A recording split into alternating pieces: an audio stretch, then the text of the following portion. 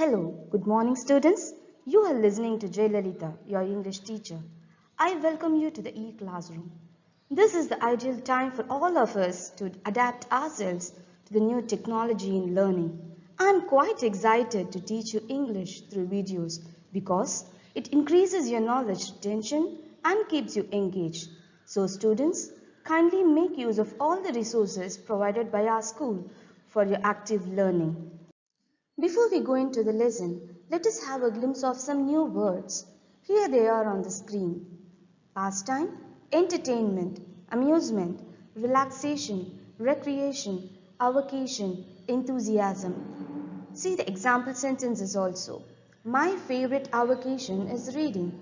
Football is the boys' usual recreation after school. Do you know the meaning of all these words, children? I hope you would have guessed it right after seeing the sample sentences. Yes, all these words mean enjoying and relaxing when you are not working. Otherwise, you can say it as a hobby. And this is the main idea of today's video. You are going to learn a poem, My Hobby Reading by Arunachalam Chandrasekharan. The poet persuades the readers to develop reading to reach the pinnacle in their lives. The poet's long-term, deep association with the books has made him to script this poem on reading as a great hobby. Let us see the first 5 lines of the poem. My hobby is reading. It helps me in thought breathing. It takes me to places near and far.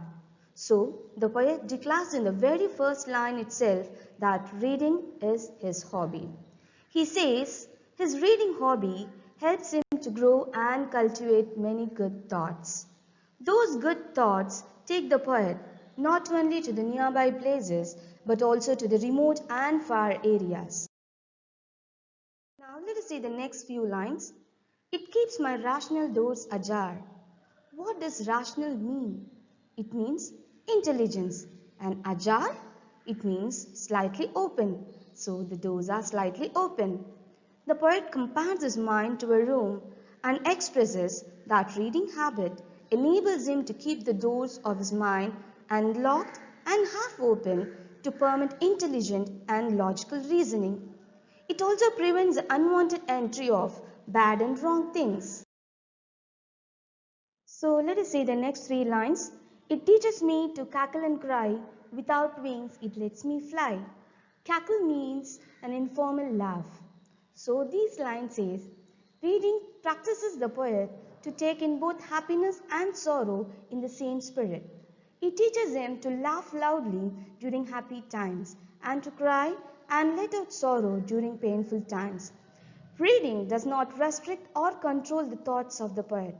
Without wings, it allows his thoughts to soar high and fly. Let us see the last stanza of the poem. I wish if all the children could read in constructing a vigorous society, then we shall succeed. The poet aspires that all the children should go to school and study. There should be no illiterates. He believes that if all the children are well educated, then they can build a dynamic, strong and powerful society. And he concludes, if such a society is created, we shall succeed and reach the pinnacle in our lives. So students, did you understand the poem? To check your observation and understanding, let us have a quiz time. Here are your questions. What is the hobby of the poet? What does ajar mean? What does the word rational mean? What does thought breeding mean? So, I would like to conclude this video with a keynote. The more that you read, the more things you will know.